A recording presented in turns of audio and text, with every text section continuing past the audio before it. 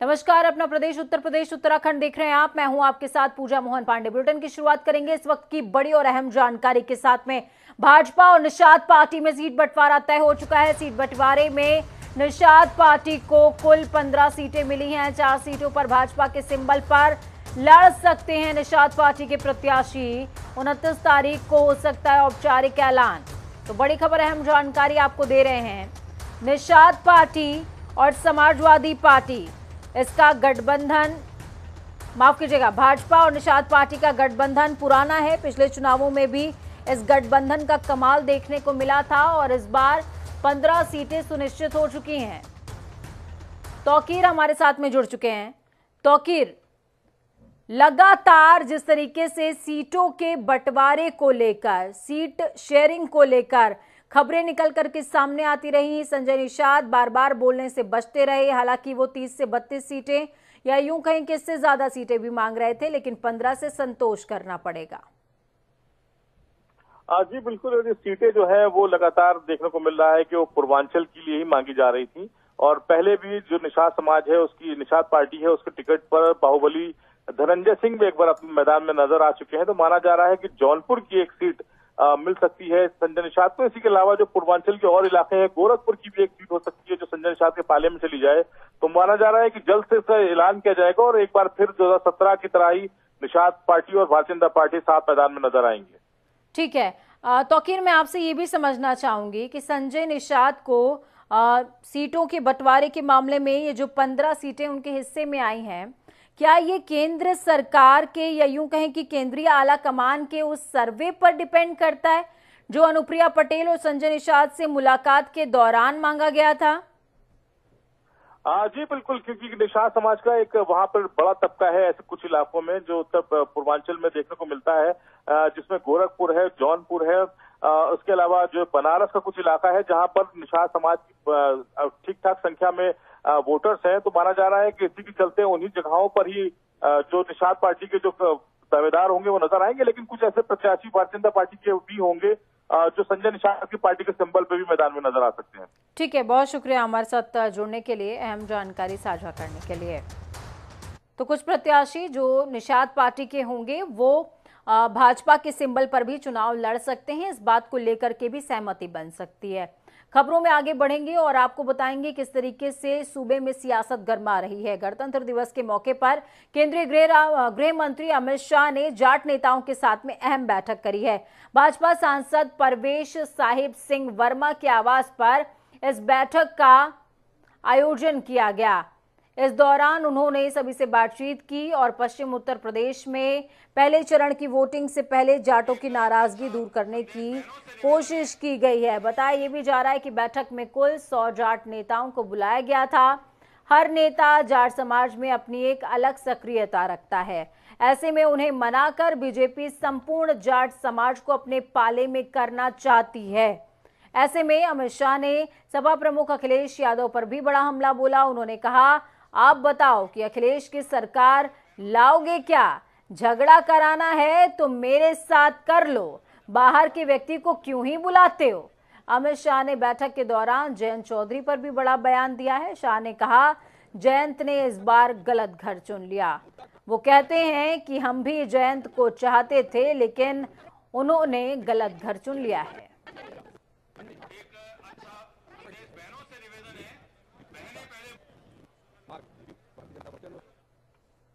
देखिए, बहुत सारी बातें हैं, मुलाकातें हैं और मुलाकातों में चर्चाएं भी बहुत सारी, लेकिन जयंत चौधरी का जो जिक्र हुआ है वो जिक्र बता रहा है कि इस बार चुनावों में जयंत चौधरी की या यूं कहें कि राष्ट्रीय लोकदल आरएलडी की क्या भूमिका रहने वाली है।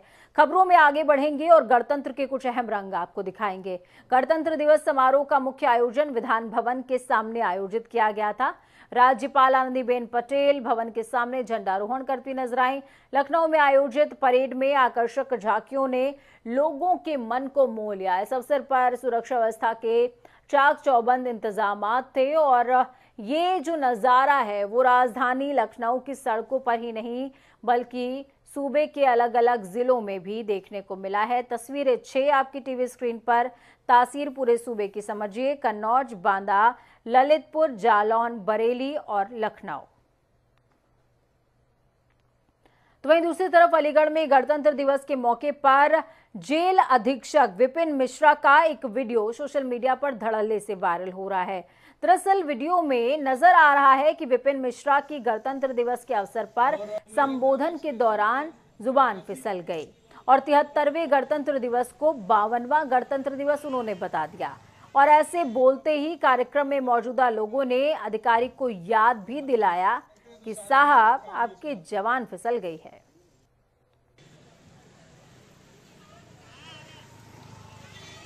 बुरा न माने तो महिला कारागार का प्रभारी अधिकारी तो शायद अंदर का काम ये संभालते हैं। वो 52वें गणतंत्र दिवस की ढेर सारी शुभकामनाएं। वो 52वें गणतंत्र दिवस की ढेर सारी शुभकामनाएं। वो 52वें गणतंत्र दिवस की ढेर सारी शुभकामनाएं। वो 52वें गणतंत्र दिवस की ढेर सारी शुभकामनाएं। वो 52वें गणतंत्र दिवस। यूपी चुनाव 2022 को लेकर भारतीय जनता पार्टी के खेमे से बड़ी खबर निकलकर सामने आ रही है। प्रदेश के दूसरे उप मुख्यमंत्री डॉक्टर दिनेश शर्मा चुनावी मैदान में नहीं उतरने वाले, ताल नहीं ठोकेंगे। तो यही प्रदेश अध्यक्ष स्वतंत्र देव सिंह को भी चुनावी मैदान में नहीं उतारने का फैसला लिया गया है। सूत्रों की माने तो पहले खबर आई थी कि इन दोनों को भी चुनावी मैदान में झोंका जाएगा। अब दावा किया जा रहा है कि केंद्रीय चुनाव समिति ने इन दोनों नेताओं को चुनावी मैदान में नहीं उतारने का निर्णय लिया है। भारतीय जनता पार्टी की केंद्रीय चुनाव समिति की बैठक में इसे लेकर फैसला भी हो चुका है। सूत्रों की माने तो केंद्रीय चुनाव समिति की बैठक में इन दोनों के चुनाव न लड़ने पर फैसला हो चुका है। गुंडे और भ्रष्टाचारी जो तो ये भी कहा जा रहा है कि इन दोनों के ही चुनाव ना लड़ने के पीछे का एजेंडा 300 पार का है। अब सवाल ये भी उठता है कि क्या दिनेश शर्मा और स्वतंत्र देव सिंह के चुनाव लड़ने से इस गाड़ी की स्पीड में कुछ ब्रेक लग जाता? सवाल बहुत सारे हैं जिनका जवाब जनता देगी। खबरों में आगे बढ़ेंगे। प्रयागराज में रेलवे की एनटीपीसी भर्ती परीक्षा के परिणाम में गड़बड़ी का आरोप लगाते हुए अभ्यर्थियों ने मंगलवार को जमकर हंगामा काटा। छोटा बघाड़ा में जुलूस निकालने के साथ ही प्रयाग स्टेशन पर ट्रेन रोक दी गई। पुलिस ने लाठीचार्ज करने पर उन्होंने पथराव किया। पुलिस ने जब घेराबंदी की तो वो तमाम लोग लॉज में घुस गए, जहां पुलिस ने दरवाजे तोड़वाकर उनकी पिटाई की है। इनमें कई छात्रों को चोटें आई तो दर्जनों छात्र हिरासत में भी लिए गए। रेलवे रिक्रूटमेंट बोर्ड के परिणाम में अनियमितता का आरोप लगाते हुए अभ्यर्थी लंबे समय से आंदोलन कर रहे हैं। मंगलवार को दिन में करीबन 1 बजे अचानक सैकड़ों प्रतियोगी छात्र बड़ा बघाड़ा में एकत्रित हुए। फिर जुलूस बना करके सरकार विरोधी नारेबाजी होने लगी। वो प्रयाग स्टेशन पहुंचे। प्रतियोगियों की बड़ी संख्या को देखते हुए पूरे क्षेत्र में दहशत का माहौल बना हुआ है।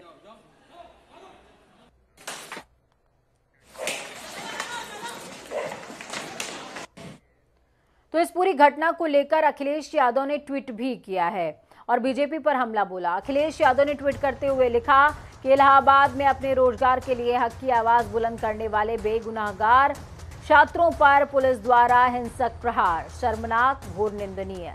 भाजपा सरकार में छात्रों के साथ जो दुर्व्यवहार हुआ वो भाजपा के ऐतिहासिक पतन का कारण बनेगा। सपा संघर्षशील छात्रों के साथ है। वहीं सीतापुर की जेल में बंद सपा नेता और सांसद आजम खान ने विधानसभा चुनाव लड़ने के लिए तैयारी तेज कर दी है। जेल से ही वो नामांकन दाखिल करेंगे। इसके बाद उन्होंने जेल से पर्चा दाखिल करने के लिए नामांकन की प्रक्रिया को पूरा भी कर लिया है। सांसद आजम खान 27 फरवरी को अपना नामांकन दाखिल करेंगे। पत्नी और बेटा दोनों ही जेल से छूटकर जा चुके हैं। उनके खिलाफ रामपुर में कुल 87 मामले दर्ज हैं। 2 मामलों को छोड़कर सभी मामलों में जमानत मंजूर हो चुकी है।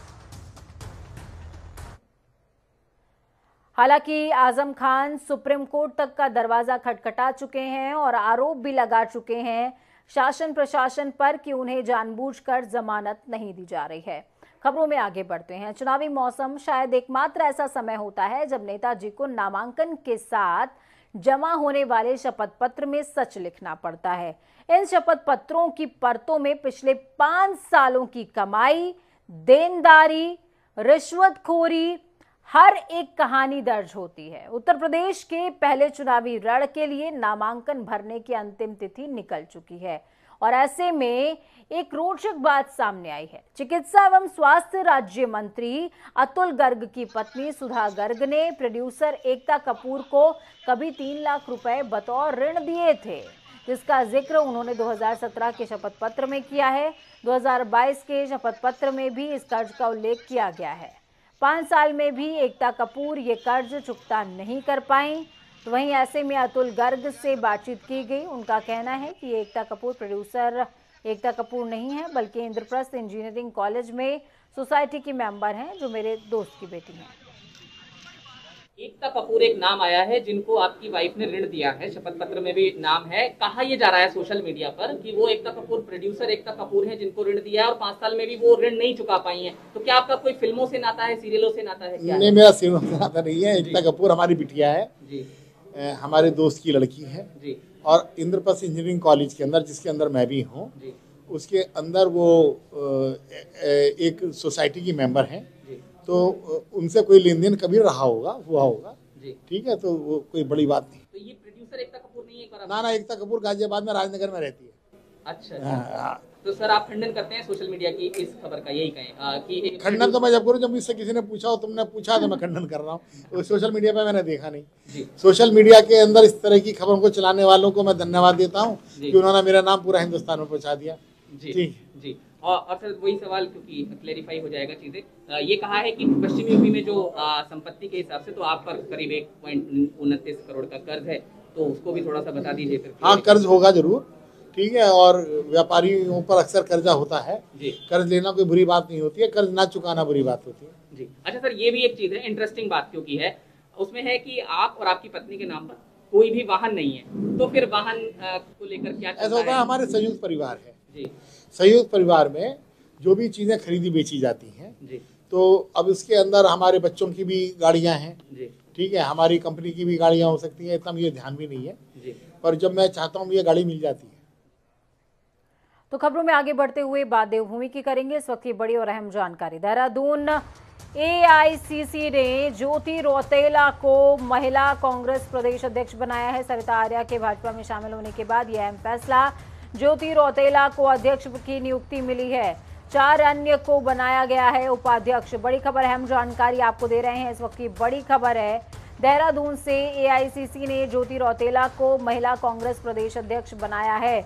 और ये फैसला क्यों लेना पड़ा? क्योंकि सरिता आर्या, जो कि कांग्रेस की प्रदेश अध्यक्षा थी, उनके बीजेपी का दामन थाम लेने के बाद ज्योति रौतेला को मौका मिला है और इनके साथ में 4 अन्य महिलाओं को उपाध्यक्ष भी बनाया गया है।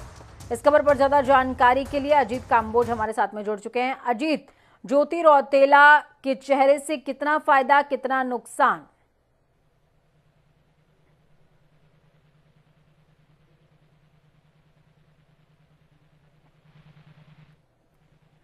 अजीत, आप तक मेरी आवाज पहुंच पा रही है? चलिए, एक बार फिर से हमारी कोशिश होगी कि हम अजीत से बातचीत कर सकें देहरादून से इस वक्त की, क्योंकि बड़ी और अहम जानकारी सामने आ रही है। एआईसीसी ने ज्योति रौतेला को मौका दिया है। सरिता आर्या के भाजपा में शामिल होने के बाद ये अहम मौका आया है कांग्रेस के अंदर। तो चलिए, अजीत एक बार फिर से हमारे साथ में जुड़ चुके हैं। अजीत, सवाल मेरा वही है, ज्योति रौतेला को ये जिम्मेदारी मिलने से कांग्रेस को कितना नफा, कितना नुकसान?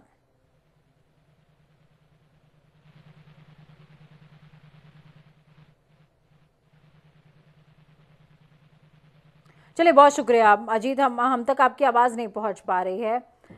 हमने लगातार कोशिशें करी है आपसे संपर्क साधने की, लेकिन आपसे संपर्क हमारा नहीं हो पा रहा है। तो बड़ी है, सरिता आर्या जो कि कदावर नेत्रियों में से एक रही कांग्रेस की, उन्होंने जब कमल थाम लिया, उसके बाद कांग्रेस को हताशा के बादल से निकालने की जिम्मेदारी ज्योति रौतेला को सौंपी गई है। खबरों में आगे बढ़ते हुए आपको ये भी बताएंगे कि किस तरीके से जनपद उधम सिंह नगर के खटीमा में उत्तराखंड के मुख्यमंत्री पुष्कर सिंह धामी ने 73वें गणतंत्र दिवस के मौके पर झंडारोहण किया। इस दौरान समस्त प्रदेशवासियों और देशवासियों को गणतंत्र दिवस की शुभकामनाएं प्रेषित की। वहीं इस अवसर पर मुख्यमंत्री पुष्कर सिंह धामी ने कहा कि राष्ट्रीय पूर्व गणतंत्र दिवस को पूरा देश धूमधाम से मनाता है। आपको ये बता दें कि चुनाव आचार संहिता लगने के बाद पहली बार अपने गृह क्षेत्र खटीमा में पहुंचकर सीएम पुष्कर सिंह धामी ने भाजपा चुनाव कार्यालय में ध्वजारोहण किया है। दिवस हमारा महापर्व है और गणतंत्र दिवस के बीच में इस समय हमारे लोकतंत्र का भी महापर्व चल रहा है। मैं सभी को प्रदेशवासियों को इस गणतंत्र दिवस की बहुत शुभकामनाएं और बहुत बधाई। तो चलिए 5 मिनट में फटाफट अंदाज में 25 अहम जिलों का रुख करते हैं। देहरादून कैंट सीट पर प्रत्याशी बदलने को लेकर प्रदर्शन जारी। कांग्रेस मुख्यालय में राज्य आंदोलनकारी महिलाओं ने दिया धरना। अलीगढ़ में संबोधन के दौरान वरिष्ठ जेल अधीक्षक विपिन मिश्रा की फिसली जुबान। 73वें गणतंत्र दिवस को बताया 52वां। हाथरस में छात्रों के उत्साह के साथ मनाया गणतंत्र दिवस। नन्हे मुन्ने बच्चों ने शहर में निकाली रैली। जालौन में गणतंत्र दिवस पर पुलिस लाइन में झंडारोहण परेड समारोह का आयोजन। एमसीसी कैडेट्स ने शक्ति प्रदर्शन कर दी सलामी। कन्नौज में गणतंत्र दिवस के मौके पर डीएम राकेश कुमार मिश्रा ने कलेक्ट्रेट में ध्वजारोहण किया। डीएम ने कई पुलिसकर्मियों को सम्मानित किया।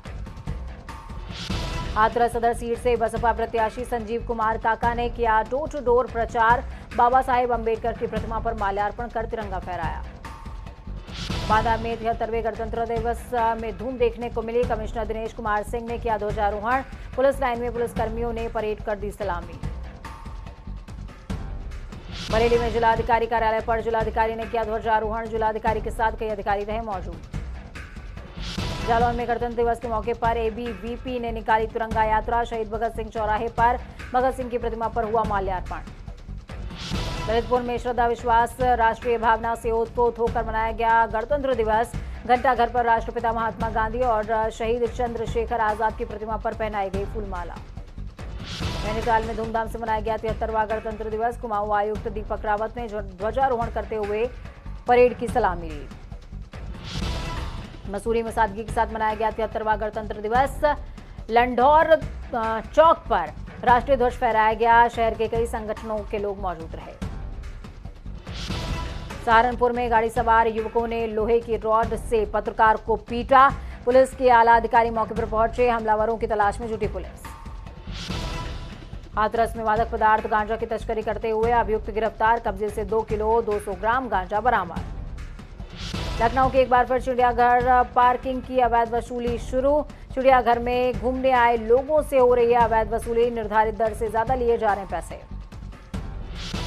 अलीगढ़ में डिलीवरी के दौरान प्रसूता की मौत। परिजनों ने नर्सिंग होम स्टाफ पर लगाया लापरवाही का आरोप। कानपुर देहात में नोएडा से आ रहे परिवार की कार पर हमला। बाइक सवार बदमाशों ने परिवार को बनाया निशाना।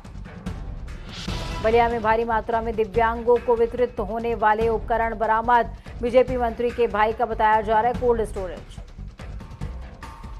प्रयागराज में रेलवे ट्रैक पर अपनी मांगों को लेकर हंगामा कर रहे छात्रों को पुलिस ने पीटा। एनटीपीसी परीक्षा के परिणाम पर गड़बड़ी का आरोप। सहारनपुर में 2 दिन पहले हुई हत्या का खुलासा। मृतक की पत्नी के प्रेमी ने ही रची थी पूरी हत्या की घटना। अंबेडकर नगर में अवैध असलाह फैक्ट्री का भंडाफोड़। असलाह बनाने के उपकरण सहित 16 अवैध असलहे और 4 जिंदा कारतूस भी बरामद। गोंडा के कोटेदार की गुंडई का वीडियो वायरल। कार्ड धारक को कोटेदार के गुंडों ने जमकर पीटा। घोटाले के खिलाफ कार्ड धारक ने उठाई थी आवाज। बिजनौर में सिंबल न मिलने पर नाराज कार्यकर्ताओं ने किया सांसद गिरीश चंद्र की कोठी का घेराव। पुलिस ने शमसुद्दीन राइन को जनता के बीच से निकाला। फतेहपुर में कोहरे के कारण तेज रफ्तार बाइक सवार 2 युवक हाईवे में बड़े पत्थर से जा टकराए। युवक की मौके पर ही दर्दनाक मौत, दूसरा गंभीर तौर पर घायल। संभल में गणतंत्र दिवस पर परेड में शामिल होने जा रहे एनसीसी कैडेट्स का हुआ सड़क हादसा। एक की मौत, दूसरा गंभीर तौर पर घायल।